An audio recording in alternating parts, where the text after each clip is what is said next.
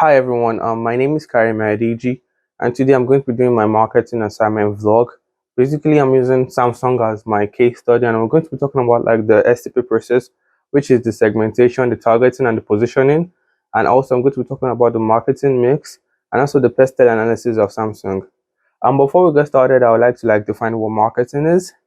So in 2012, Dr. Philip Kotler defined marketing as the science and art of exploring, creating, and delivering the value to satisfy the needs and targets of market at a profit. So basically, my understanding of marketing is like marketing are like set of activities or set of things or analysis that are put in place to ensure like consumers are being appealed to buy a particular product or to make a purchase to just basically make profit. So that's like my definition of marketing. And so basically I'm going to relate this to Samsung, but let me give you like a brief history of what Samsung is. So Samsung is basically an electronic company that was founded in 1969, and it's a major manufacturer in Korea. Um Samsung is responsible for creating a lot of products. Like they have like a wide categories of products such as like mobile phones, home appliances, even the related in tech and photography equipment and a lot of things like that.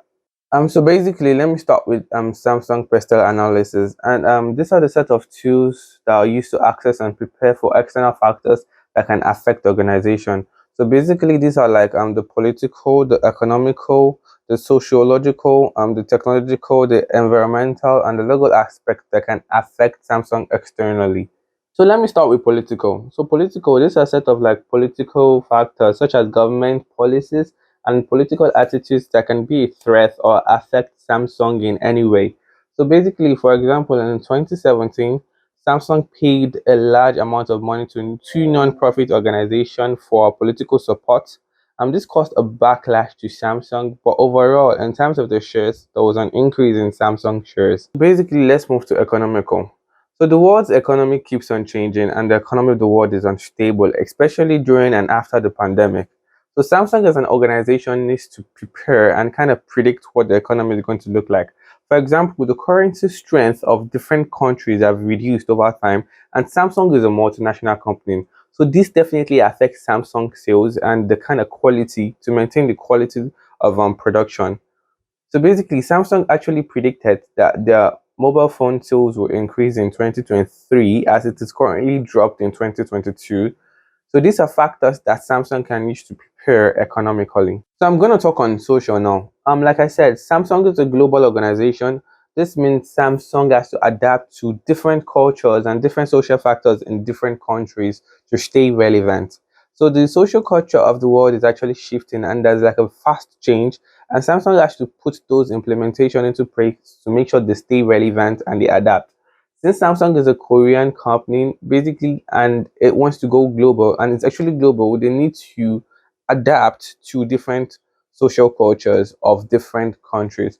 For example, now Samsung was able to listen to people and make sure they keep the headphone jacks, especially like in their devices.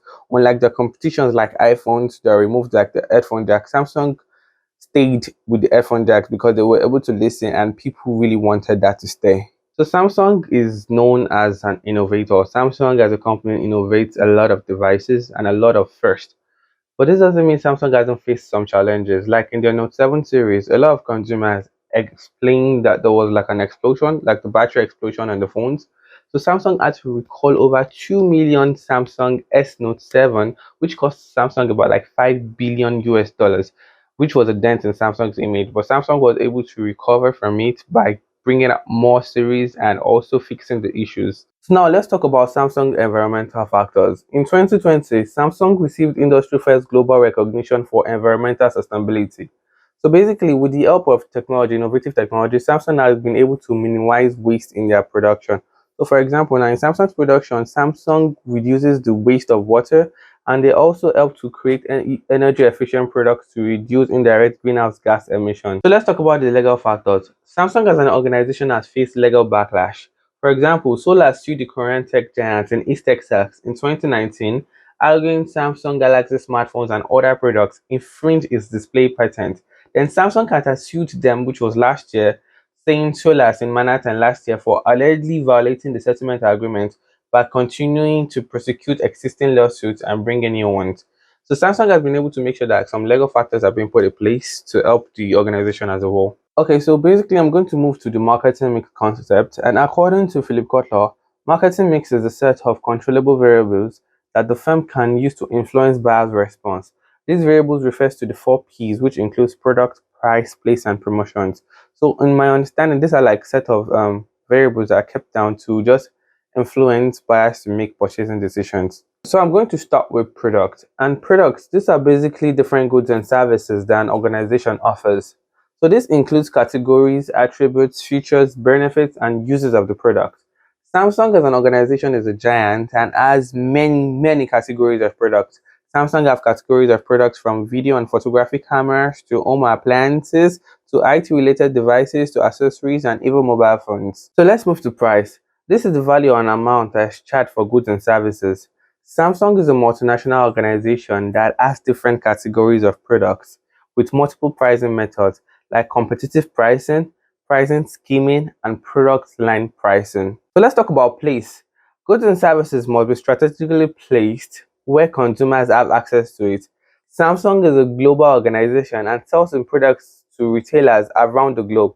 Samsung distribution is one of their strengths and it covers a wide range of products readily available through their website. So the last one I'm going to talk about is promotion. And promotions are like a set of tools that encourages short-term purchase and also influences consumers to try the goods and services. This is very key and essential to Samsung as it informs, influences, and persuades consumers to buy products. So now I'm going to talk about the STP process, which is the segmentation, the targeting, and the positioning. So first, let me explain what segmentation is. Segmentation is crucial to an organization because it helps the organization recognize prospective and potential consumers. This involves separating or grouping customers based on their location, their interests, their ages, their genders, and many more. Targeting involves the attributes and functionality the product possesses in order to appeal to the consumers in regard to the competition. This is how they determine who they want to sell to. Positioning is about how the organization builds its image and how they want to be viewed or perceived by the consumers. Samsung as an organization has been able to segment its customers in so many ways: geographically, demographically, age, behavioral ways, and psychographic. So let's talk about geographically. Samsung currently functions in 80 countries worldwide. Demographically, Samsung provides goods for all genders, both male and females. Age range: Samsung appeals to many age ranges, even the young age range like children from age 4 to 8. Samsung has a mobile tablet device for them. And psychographic segmentation based on their social class and also income. So targeting: Samsung has been able to target consumers based on their income level, their professions, organizations, and users. So income level, whether you're an income level of the middle class or the lower class, Samsung has a product for you that's targeted towards you. Professionals like people that are enthusiastic about technology, photographers, videographers, and also organizations. Samsung targets small and large scale organizations. Users: non-users, potential users, first-time users, regular users, and ex-users. Let's talk about positioning. Samsung has positioned itself as an innovative brand, as a creative brand, and an high-quality brand that produces quality products and services that last for a long time. Okay, so now basically I'm going to talk about the evaluation and critique of market segmentation. Marketing mix is really critical to Samsung as it helps provide Samsung with the framework for their products. And this also helps Samsung profile and analyze the marketing strategies of their competitors like Apple. One of the critique of marketing mix model for Samsung is that it limits the potential and creativity of the organization to create specific products to some niche. The effectiveness of the concept is solely dependent on the quality of information gathered. Another critique is operational constraints, poor managerial understanding of segmentation principles, process deficiencies, data difficulties, and resource problems are factors that can affect the implementation of market segmentation.